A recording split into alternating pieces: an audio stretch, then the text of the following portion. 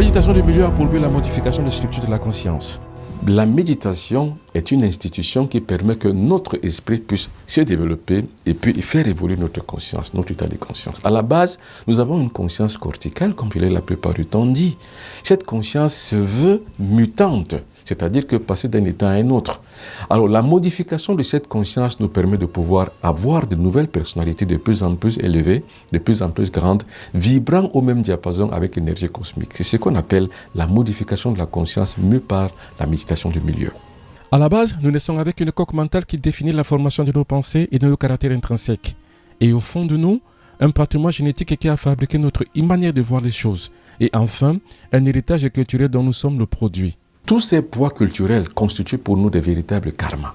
Le karma individuel, le karma social, le karma d'un pays, le karma international, le karma humain, le karma anthropophagique, le karma anthropologique, le karma physique, le karma métaphysique. Bref, nous sommes chargés. Et de plus en plus chargés de telle manière que nous avons un héritage culturel qui nous donne une habitude à penser que nous devons changer afin de pouvoir évoluer. Sinon, seuls les imbéciles restent fidèles à eux-mêmes.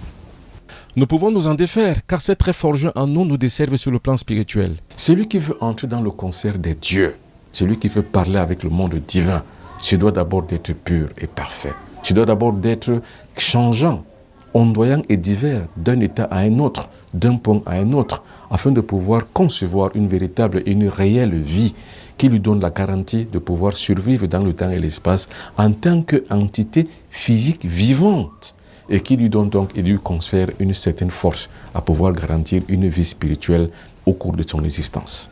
Notre conscience est le siège de notre développement spirituel. Jamais l'évolution spirituelle ne se fera plus sur le plan physique. L'homme n'évoluera plus jamais désormais que dans sa conscience.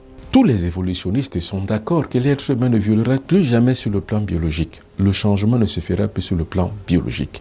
Le changement d'un état à un autre a déjà atteint son apogée. Maintenant, le changement passera sur le plan de la conscience.